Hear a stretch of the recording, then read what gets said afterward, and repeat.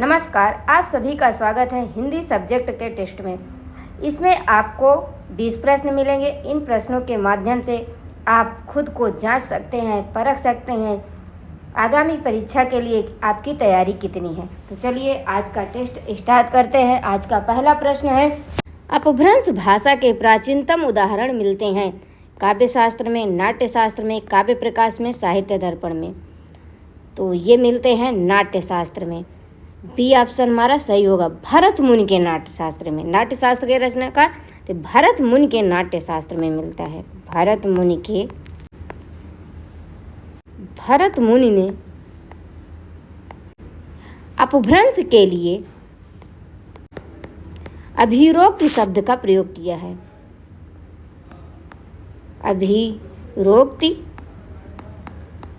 अभिरोक्ति शब्द का प्रयोग किया है।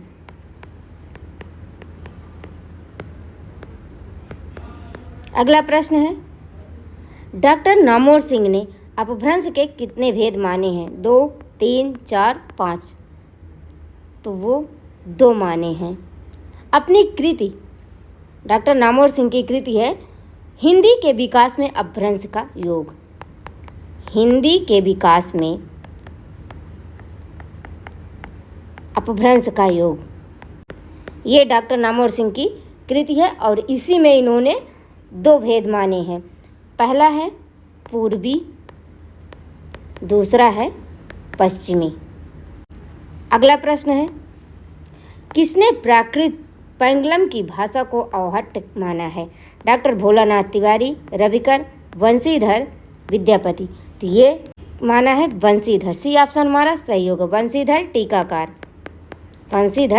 टीकाकार इनका पूरा नाम है। रविकर ने 16वीं सदी, ये 16वीं सदी के कवि हैं। कब के? 16वीं सदी के। और इन्होंने, रविकर ने अपनी भाषा को एक स्थान पर अपभ्रंश और दूसरे स्थान पर अपभ्रष्ट कहा है। और डॉक्टर भोलानाथ तिवारी अपभ्रंश और अवहट्ट को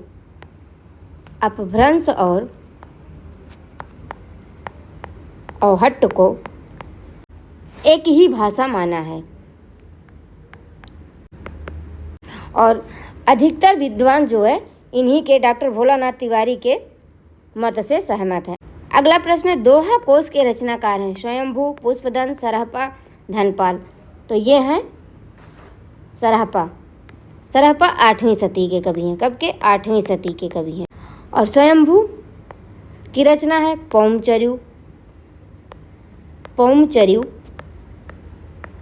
रिट्ठड़ेमचर्यु, स्वयंभू छंद। और स्वयंभू भी 8वीं सदी के कवि हैं। 8वीं सदी के कवि हैं। पुष्पदंत की रचना है महापुराण, रयकुमार चर्यु, जसहर चर्यु।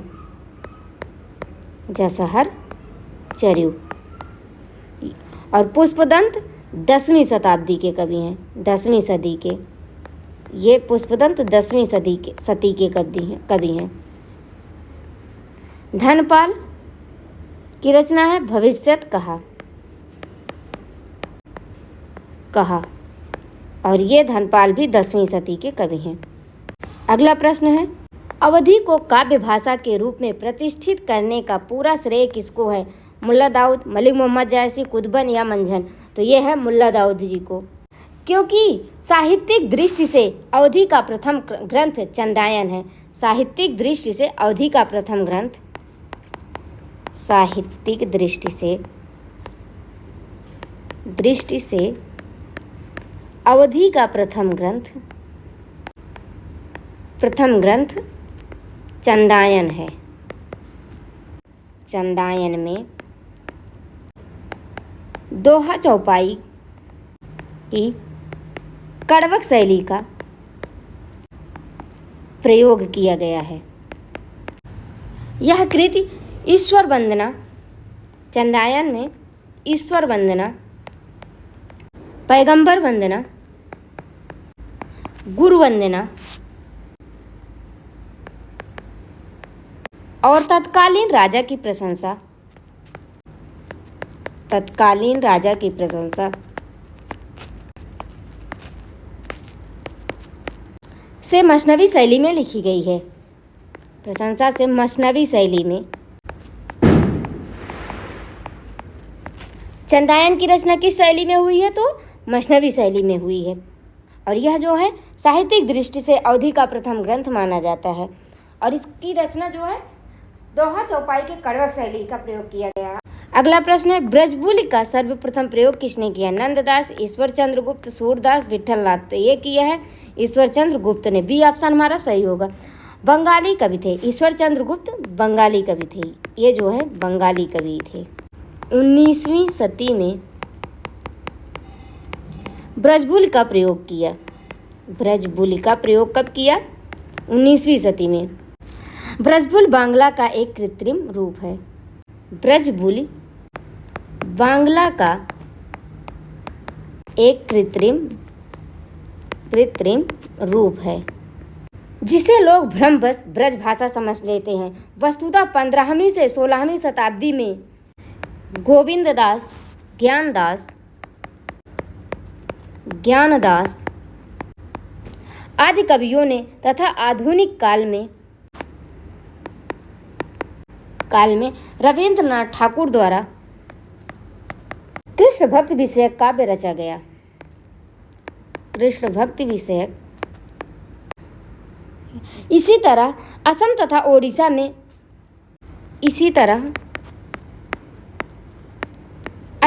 ओडिशा में साहित्य सृजन हुआ। कृष्ण भक्ति से संबंधित होने के कारण लोग इसे ब्रजबुल नाम दिए। ब्रजबुल में बांग्ला, मैथिली के अतिरिक्त पश्चिमी हिंदी के रूपों का भी मिश्रण मिलता है। 15वीं से 16वीं शताब्दी में गोविंददास और ज्ञानदास ने कृष्ण भक्ति की रचना की और आधुनिक काल में रविंद्रनाथ ठाकुर द्वारा कृष्ण भक्ति विषय काव्य रचा गया। और इसी तरह असम तथा उड़ीसा में भी साहित्य का सृजन हुआ और इसी आधार पर जो है कृष्ण भक्ति से संबंधित होने के कारण इसे ब्रजबुल नाम दिया गया। ब्रजबुल में बांग्ला, मैथिली के अतिरिक्त जो है पश्चिमी हिंदी के रूपों का भी मिश्रण मिलता है। अगला प्रश्न है, राधा माधव विलास किसकी रचना है? नंददास, गोकुलदास, सूरदास, जयराम। तो ये जो है जयराम की रचना है और यह राधा माधव विलास चंपू काव्य है। इसकी विधा चंपू काव्य है। चंपू का अर्थ होता है जिसमें गद्य और पद दोनों मिश्रित हो। अगला प्रश्न है, किस बोली को दक्षिणी अवधी भी कहते हैं? अवधी, बघेली, छत्तीसगढ़ी, पूर्वी हिंदी। तो ये जो है बघेली को कहते हैं। बी ऑप्शन हमारा सही होगा। इस बोली का क्षेत्र रीवा है। बघेली बोली का क्षेत्र रीवा है। इसे रिवाई भी कहते हैं। बघेली का उद्भव अर्धमागधी अपभ्रंश से हुआ है। यह जो है अर्धमागधी अपभ्रंश से विकसित है। बघेली बोली अर्धमागधी अपभ्रंश से विकसित है। बघेली का उद्भव जो है अर्धमागधी अपभ्रंश के एक क्षेत्रीय रूप से हुआ है। और अर्धमागधी अपभ्रंश के अंतर्गत 3 बोली आती हैं, अवधी, बघेली और छत्तीसगढ़ी।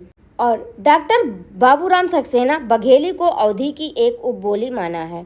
डॉक्टर बाबूराम सक्सेना ने बघेली को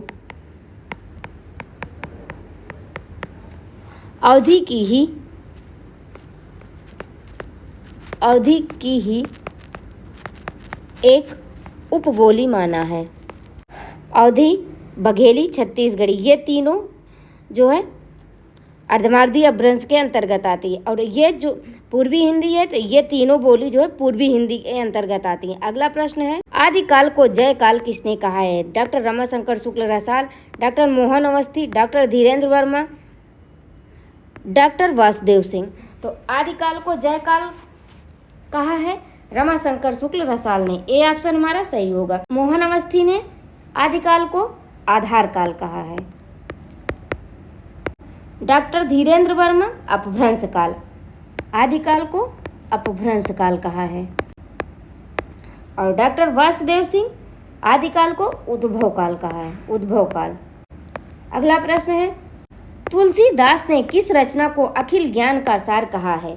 पार्वती मंगल, वैराग्य संदीपनी, जानकी मंगल, रामलला नाचू। तो ये कहा है वैराग्य संदीपनी को, बी ऑप्शन हमारा सही होगा। और इसमें 64 दोहे, वैराग्य संदीपनी में 64 दोहे, 2 सोरठा, 2 सोरठा और 14 चौपाइयाँ हैं, और 14 चौपाइयाँ हैं। पार्वती मंगल में शिव पार्वती के विवाह का वर्णन है, शिव पार्वती के विवाह का वर्णन है। जानकी मंगल वाल्मीकि रामायण का आधार है, वाल्मीकि रामायण के आधार पर लिखी गई है। राम सीता के विवाह का वर्णन है, जानकी मंगल में राम सीता के विवाह का वर्णन है, राम सीता के विवाह का वर्णन है। रामलला नाचू में 20 सोहर छंद, 20 सोहर छंद अवधी भाषा के हैं, अवधी भाषा के हैं। अगला प्रश्न है, वायु पुराण में राम की भावना किसके अवतारों में मानी गई है? विष्णु, कृष्ण, राम, शिव। तो ये मानी गई है विष्णु के अवतारों में, ये ऑप्शन हमारा सही होगा। महाभारत में अनुगीता के अंतर्गत, महाभारत में अनुगीता के अंतर्गत विष्णु के 6 अवतारों का वर्णन है, विष्णु के 6 अवतारों का उल्लेख है। वाराह, नरसिंह, वामन, मत्स्य, राम और कृष्ण। अनुगीता के अंतर्गत ये विष्णु के 6 अवतारों का उल्लेख है। अगला प्रश्न है, हिंदी में निर्गुण भक्ति की अभिव्यक्ति सबसे पहले किसकी रचनाओं में मिलती है? कबीर, रैदास, नामदेव, ज्ञानदेव। तो ये मिलती है नामदेव, संत नामदेव की रचनाओं में।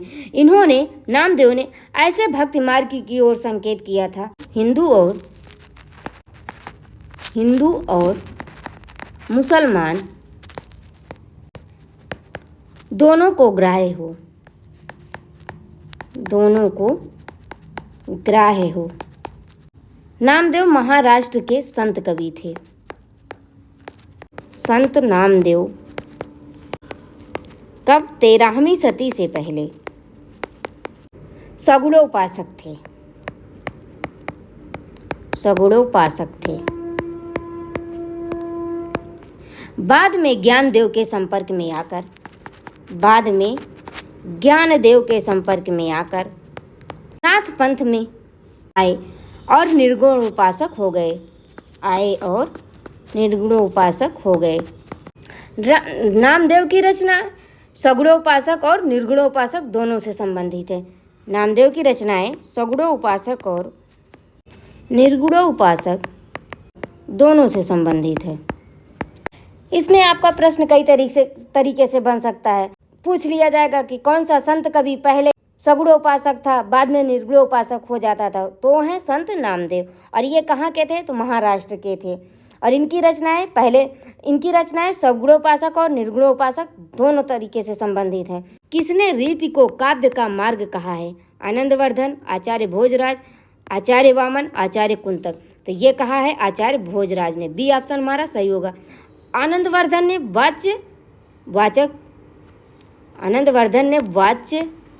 वाचक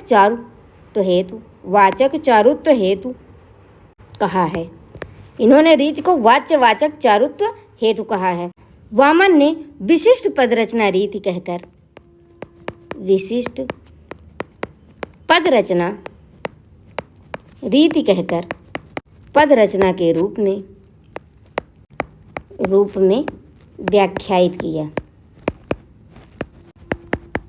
आचार्य कुंतक ने रीति का अर्थ कवि प्रस्थान हेतु से माना है, रीति का अर्थ कवि प्रस्थान हेतु से माना है।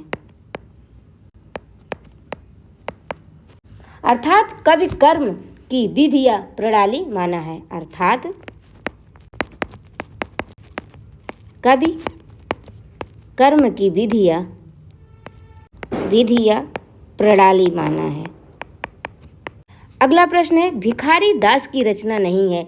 रस सारांश, विष्णु पुराण, छंदोड़व पिंगल, पंचाध्यायी।